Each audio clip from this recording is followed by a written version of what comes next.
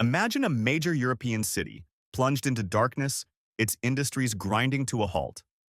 That's the chilling reality facing St. Petersburg right now, as an unprecedented blockade in the Baltic Sea threatens to sever its entire energy lifeline. This isn't just a regional squabble, it's a looming humanitarian and economic catastrophe with global implications.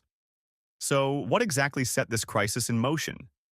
It started quietly, almost too quietly. Since early 2025, naval tracking systems and satellite imagery have shown a steady increase in military presence across the Baltic Sea. Ships from Russia, NATO member states, and neutral countries have all been maneuvering in the same narrow waters. Officially, these were training exercises, but the timing and frequency raised eyebrows. Some of these drills stretched far beyond their usual schedule, with fleets lingering near strategic choke points, especially around the Gulf of Finland, the Danish Straits, and the approaches to Kaliningrad. Observers noticed something else too, a change in behavior. Vessels that would normally keep safe, predictable distances began crossing paths more frequently. Submarines were spotted closer to commercial routes, and maritime surveillance planes started flying regular patterns over areas once considered routine trade corridors. For a region that thrives on stability and open seas, this sudden militarization was a flashing red light. At first, it seemed like political posturing, a show of force amid already tense relations between Russia and Western nations. But by late spring, commercial shipping companies began reporting something unusual: unexplained holdups. Tankers carrying crude oil and liquefied natural gas to St. Petersburg were told to await clearance, sometimes for days. Some cargo vessels were forced to make lengthy detours south, adding hundreds of nautical miles and millions in extra fuel and insurance costs just to avoid contested zones. These weren't isolated cases. In May, ship tracking data showed a consistent slowdown in traffic entering the Gulf of Finland, one of the most vital arteries for Russian trade. Container ships lined up offshore, forced to anchor in international waters while naval patrols monitored the area. The result was a creeping paralysis, not an official blockade, but something that looked and felt very much like one. Then came the reports from inside Russia.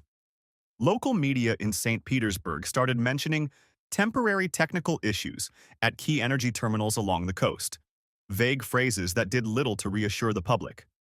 At first, they blamed mechanical failures or scheduled maintenance. But as the delays piled up and foreign tankers remained stranded, those explanations began to sound hollow. Behind the scenes, workers at the city's port facilities hinted that the problem wasn't machinery, it was supply. If the incoming crude and gas shipments weren't arriving on time, there was simply nothing to refine or distribute. Tanker crews waiting offshore spoke of increased inspections, unexpected route changes, and communications blackouts that left them unsure who was actually controlling access to the sea. By midsummer, the whispers had turned into open concern. Social media posts began circulating, blurry videos showing long lines of idle tankers, flickering refinery lights, and empty cargo berths. People started asking the question no one in authority wanted to answer. If everything's under control, why is the fuel not moving? That's when it became clear. Something far larger than technical trouble was unfolding in the Baltic. So what exactly is this Baltic blockade, and who's really behind it? That's the question everyone's asking. But the answer isn't simple. There's no official declaration, no naval commander announcing a blockade on the record. Instead, what's unfolding in the Baltic Sea looks more like a shadow operation, an undeclared standoff where each side pushes boundaries without crossing the line into open war. The term Baltic blockade began circulating among maritime analysts in mid-2025 after months of escalating maritime security operations left vital trade routes in chaos. Officially, Western navies claim they're conducting joint patrols to ensure freedom of navigation in response to what they describe as increased Russian military activity. Russia, in turn, insists these maneuvers are thinly veiled provocations meant to strangle its access to European waters.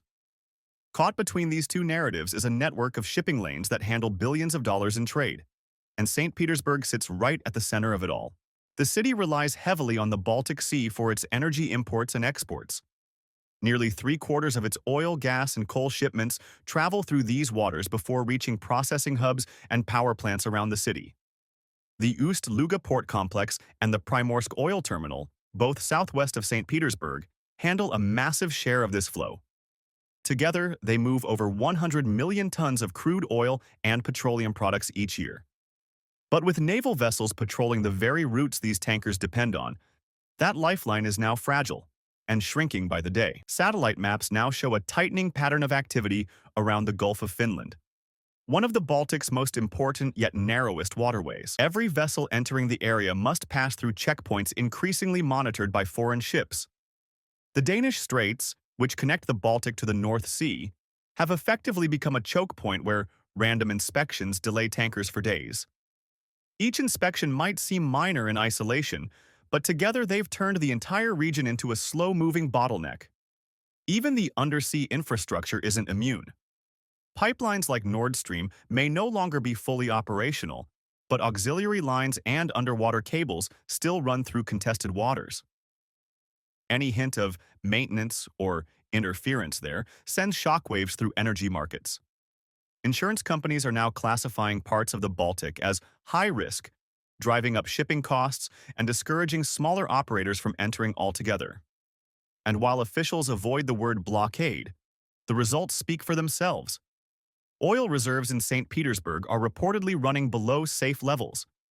Tankers carrying liquefied natural gas are idling offshore, unable to secure docking permission due to security concerns. Cargo manifests show critical delays, sometimes weeks long, for shipments that used to take just a few days to complete. This slow-motion squeeze is as strategic as it is silent. No missiles, no explosions, just control of the sea. Every additional ship, every new exercise zone, adds another layer of pressure on the city's energy arteries. It's a modern form of warfare, economic, logistical, and psychological. And St. Petersburg is its first major casualty. And as the blockade tightens, the consequences begin to move from sea to shore. Because when fuel stops flowing, cities start to feel the pain almost immediately. How does this all translate for the city's residents and businesses? In a word, pain. Within weeks of the first disruptions, energy prices in St. Petersburg began to surge.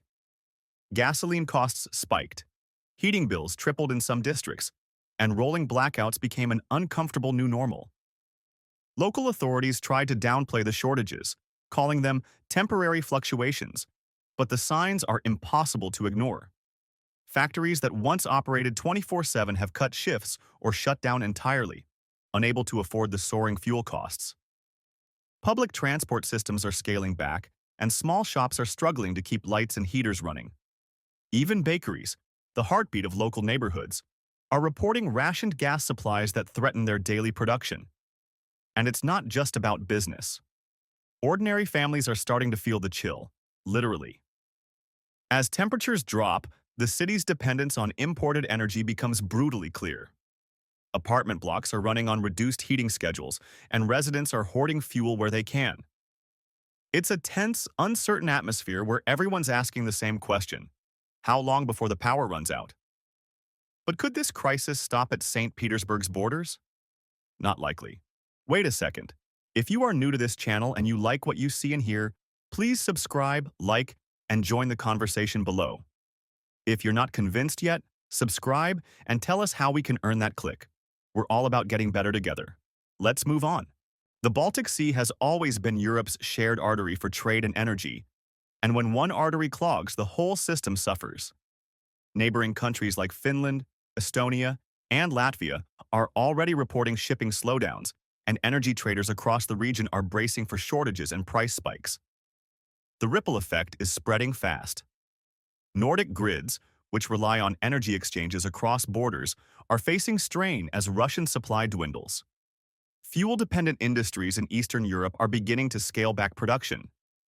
And in humanitarian terms, the situation could turn dire. If the blockade persists into winter, the combination of cold weather, limited heating, and dwindling reserves could trigger widespread hardship, even unrest. On the diplomatic front, tensions are flaring. Some nations are calling for intervention, while others tread carefully to avoid escalation. The Baltic, once a corridor of commerce, is fast becoming a symbol of division, a frozen front line in a new kind of energy war. So where does this all lead? With the blockade tightening and winter fast approaching, the situation around St. Petersburg and the entire Baltic region is teetering on the edge of something far bigger. Every nation involved knows that one wrong move at sea could light a spark no one can control. Military analysts are already sketching out possible escalation scenarios. The first, and most immediate, risk is an accidental confrontation. The Baltic Sea is crowded right now. Russian frigates, NATO patrol vessels, and neutral country coast guards are often operating within a few nautical miles of each other. All it would take is a radar misreading or a flare fired at the wrong moment for a routine encounter to spiral into an international incident. In a region where alliances are tightly bound, even a small skirmish could trigger cascading responses. But physical clashes aren't the only danger. Cybersecurity experts warn that cyber attacks on energy infrastructure are becoming increasingly likely. Power grids, refinery systems, and port logistics networks all are connected to digital systems vulnerable to interference. A single breach could disrupt fuel scheduling or blackout critical data lines controlling electricity distribution. Earlier this year, a brief outage at a Finnish gas pipeline control hub raised alarms when investigators found traces of a sophisticated malware intrusion. Officials never confirmed who was behind it, but the message was clear. The battlefield isn't just in the water, it's in the wires. Meanwhile, diplomatic efforts are grinding in place.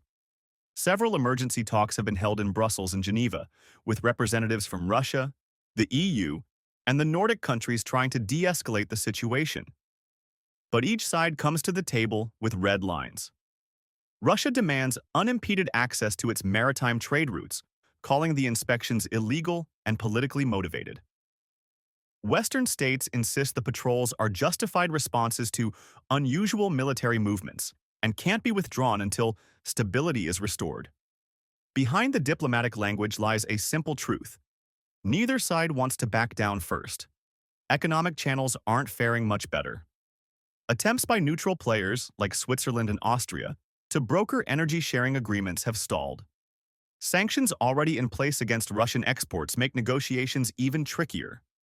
Financial markets, sensing the instability, have started pricing in long-term volatility for European energy. Oil futures tied to Baltic shipping routes have spiked, and investors are shifting capital toward Arctic and Mediterranean alternatives.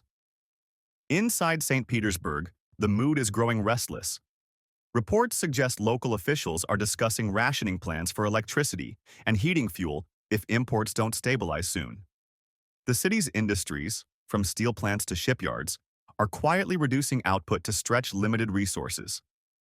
Some workers have already been sent home on unpaid leave. Neighborhoods that once glowed with lights through the long northern nights are now dimming earlier, conserving power as the crisis deepens. And beyond the immediate chaos, experts are beginning to look further ahead, at what this might mean for the future of the Baltic Sea itself. Many now argue that the blockade marks the end of an era when the region could be both economically intertwined and politically divided. Security analysts predict an arms buildup along the coastlines, new surveillance systems, and permanent naval presences replacing the open, cooperative waters that once defined Northern Europe. If these forecasts hold true, the fallout won't just reshape St. Petersburg's energy map. It could redraw the entire balance of power around the Baltic Basin, setting the tone for decades to come. Thanks for making it this far. It means you like what we do here at Eurobulletin. We will appreciate if you took 5 seconds to like, subscribe, and leave a comment on your views regarding the topic. See you tomorrow for another video.